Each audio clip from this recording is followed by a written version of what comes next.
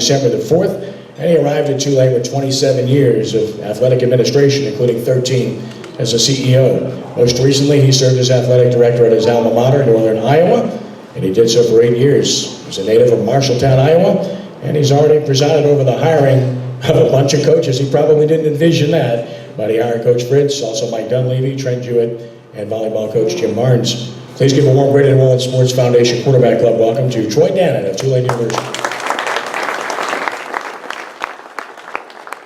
You know, as an athletic director, you get described as a lot of things and introduced as a lot of things. Wild card is a new one for me. And that's actually about as high a compliment as you get in this profession, so I do appreciate that. It feels like it's been a 9-month preseason. I started 6 days before I hired Willie. So, you know, everybody asks, what do you think of New Orleans? What's your favorite, all of those other things? And I finally decided last weekend that this was home because my wife is a diehard Steelers fan, has always been a Steelers fan. And I said, are you going to watch the Steelers game tonight? She said, no, I'm watching the Saints game. I knew I had it, and we were in. So, the family's situated, we're excited, and you alluded to the coaches. One of the things we've been trying to do here, when I interviewed for the job in the 5 weeks of the process leading up to it, I was trying to figure out why not. Because I've always considered, sitting in Iowa my entire life, and I just turned 50 years old, I always considered this to be one of the 3 or 4 greatest sports cities in the United States. And for an institution sitting right in the middle of this, why not? And I couldn't figure out why not. And I got here, and I thought it was culture related. We didn't expect to win. We expected to be, we're here academically. We expected to be here academically. And we expected to be here socially. I didn't think we expected to win. And so I had a really unique opportunity. One was to hire a football coach, 6 days on the job, and Willie, who bolted out of here pretty quick in the middle of an answer that I'll answer in a second. But all he's done is win. 23 of his 24 years as a head coach, he's a winner. And that kind of started, we have 111 people in the athletic department. 49 are new since I got there. And it wasn't a matter of coming in with an axe and changing people. It was a matter of defining our culture was going to be one of expecting to win in everything we do. In fact, I told the football team, if you're not in it to win it, get out. And then I'm in it with the volleyball team. If you're not in it to win it, get out. And if they're not in it to win it in everything we do, get out. That is what a successful sports culture, what permeates any successful sports culture. And people, it's like no matter what business you're in here, everything is about people. Everything. And you ask me what defines New Orleans, the people here are unbelievable. I come from Iowa. We all think we're the nicest people in the world. We've got some lessons to learn that I've gotten down here. People have been phenomenal. There has not been a wall that's been put up that somebody hasn't either torn down or shown me a way around. And Willie talked about what the Saints have done for us. And I'll echo the thanks to the Benson family. Not only, number one, we're in a beautiful stadium on our campus, in large part because of the Benson family. But when I hired Willie, I said, now we don't have an indoor practice facility. He said, that's okay, we don't need one. They're going to play in heat. We're going to practice in heat. I think we've been 11 times in the indoor facility. and so I don't know where we'd be without you right now, but we really appreciate it because it takes 4 things for success. 4 things. Facilities, fans, coaches, and kids. And that's probably an inverse order. Facilities, fans, coaches, and kids. And while we had some great facilities, it took somebody else on the outside to give us what we really need from a facility standpoint to get this thing done. And fans, the biggest surprise to me since I got here, I thought this was going to be a little private school in the middle of a big city that didn't care about one another. Nothing could be further from the truth. I cannot believe every place I've gone, how much the people in the city care about Tulane. And everybody wants it to be good. Now, people are tired of buying hope, and I get it. It's been a long time. And we need to start proving ourselves. But we've got an amazing fan base, and we just have to activate them here. Facilities, fans, coaches. I've hired 4 coaches. Willie's track record stands on his own. Our basketball program is kind of laying on its back, needed resuscitated. And we hired a guy that frankly, probably has as much celebrity as anybody. When he goes to New Orleans Country Club, and I've been there a couple of times, and it's one of those where you go approach the table. Everybody got up from their tables and went to introduce themselves to Mike. And so he's given us a new lease on life in our basketball program. And Travis Jewett's just a winner, came from Vanderbilt. He's got a national championship ring. And the volleyball coach we hired has been in the Sweet 16. And we're 3-0 in volleyball I think that's only the second time in 13 years that we've started 3-0 in volleyball. So we've got great coaches, great leaders for our kids, which is the most important part. And I always call them kids. I'm supposed to call them student athletes, and I guess publicly I'll do that, but they're kids. They're 18 to 22. I cannot believe how well they have accepted all these changes, because we're trying to change the culture, but we're changing the way they want it. They want to succeed in everything they do. The reason I came here from Northern Iowa, which is my alma mater, we were kind of kicking it, and I probably could have stayed there for a while. The reason I came here is I want to be around kids who are motivated in everything they did. And this group at Tulane, they're motivated in everything they do. They've bought into everything Coach Fritz has sold, and he has changed everything. Whether everything before was good, bad, or otherwise, these guys are doing something completely different than they have ever done. And not a one of them's complained, they've all bought in. And you're going to see a team on the field Thursday night that, whether it be odds makers or those who predict standings, have no idea what we've got. But this team is really prepared. I'm very, very proud of where Coach is at.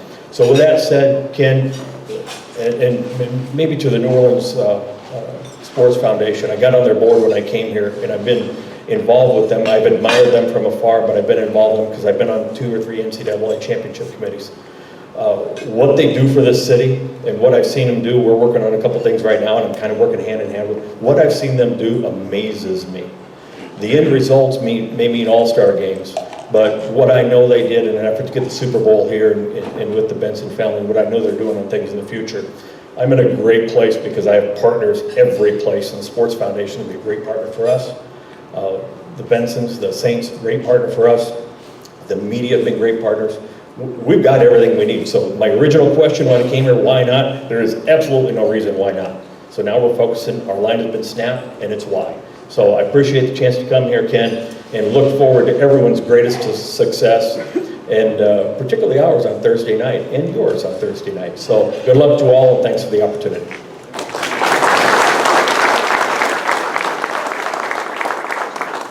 Oh yeah, I got to take a question, don't I? Yeah, raise your hand if you have a question. We'll get the microphone to you so everyone can hear you. Okay, here, the honest to goodness answer, and Repeat what's the question? Well, the question was Big 12 and Big 12. I am about as transparent of a guy as possible. With all the TV cameras around, with Ed back there with his notepad, all I can say is this: I can't say a thing. I, honest to goodness, cannot say a thing, because, as everyone knows, there are confidentiality agreements that everyone signed that had an interest in Big 12 membership, and we signed it. I can't even, whether I think I know, whatever I thought I've known, I haven't really known, so I probably couldn't answer your question, even if I was allowed to answer your question. The only answer is the thing I've said since the beginning. My job is to make sure we're in a position to capitalize on opportunity, whatever it is. And if the opportunity is to go from here to here in the American, that's my job. And if the opportunity is to do it someplace else, that's going to be my job, and that's going to be everybody's job. And when I hired Willie, that's exactly what I sold him and told him we were going to do. So unfortunately, though, I can't do anything specific. This is the political season, and I was in Iowa, so I heard how to not answer questions a lot. Yes, sir. Get the microphone. Welcome to Tulane, and keep up the good work. But Thanks. one question is in the community. I think Tulane will hit a home run public relation-wise.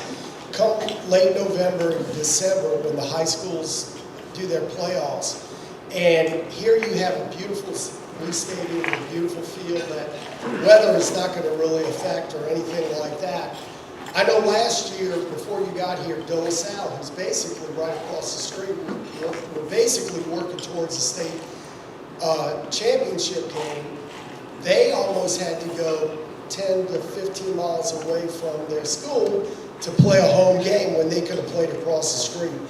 And I know the issue about the neighbors and all that because I'm from that area, but that's not really an issue, especially when you're considering 5,000 to 10,000 people, high school, mostly Catholic school people. I don't see how the neighborhood could really get all in flux about that. But anyway, if you could talk about that and maybe high school games in the stadium.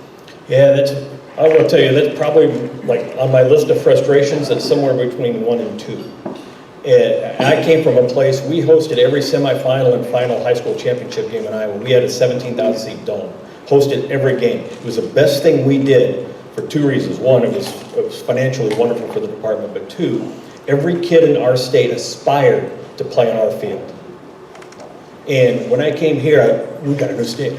Every kid in this city should aspire to play on that field. I want them to take that field, and then when we go knock on their recruiting door, they're going to answer it because they know that field. Here's why we haven't been able to do it, and it was my full intention to do it this year. The way the agreement is for the construction of the stadium, it forces a certain level of security and staffing, police presence for any event that's at our stadium. Now, first, we're not allowed to have anything, according to that agreement, we're not allowed to have anything on the weekend of a home football game. So that takes 6 weeks out, right there. Secondly, on the 6 weeks we don't play, including, let's just say there was a non-public version of a high school championship that needed a home down in the Superdome for their championship games in December when we were not playing at home. Let's just say that existed. We can't do it right now because the level of security and the level of staffing required is about $20,000 a game. $20,000.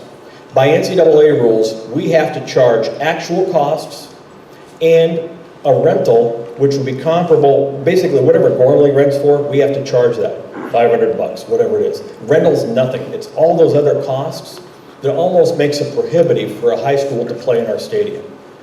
It is my goal to figure out a way to get that done. Now, I'm 9 months into this. To me, this is, when I say that everybody's found a way around walls, I have not ventured yet into the political climate of this city, and probably smart enough not to, but I need to find a way to get into that agreement at some point in time, because we should be playing high school games in there every week, whether we're home or whether we're on the road. It's good for the city, it's good for the community, it's good for the high schools, and it's great for Tulane. So it's a goal, it's objective, I just gotta find a way to get it done. And frankly, I decided with the ducks I was trying to shoot this spring getting here, that was not gonna be at the front of the range for me. How long is that agreement? Just a quick follow-up, and I'd like to thank Mr. Benson and Mrs. Benson for helping you build that beautiful stadium. And maybe, I know being a Brother Martin alum, I'm not, I'm a Jesuit alum, but maybe Brother Martin can be playing there pretty soon. So. That stadium gives us the chance to be successful. It does. We may play something in the Dome at some time or another, but it's that stadium that will give us a chance to be successful. That's the reason Willie took the job. He never would have taken it if we didn't have a stadium like that on our campus. You asked how long is that agreement for? I think it's into perpetuity. But that doesn't mean as we get some experience with, hey, some of these problems that were thought to be real problems when the stadium was built, and in real life they haven't been problems on our game days, maybe will give us cause to go back in and modify that agreement to make it at least possible for the high schools to play in it. Anyone else? Awesome. Thank you.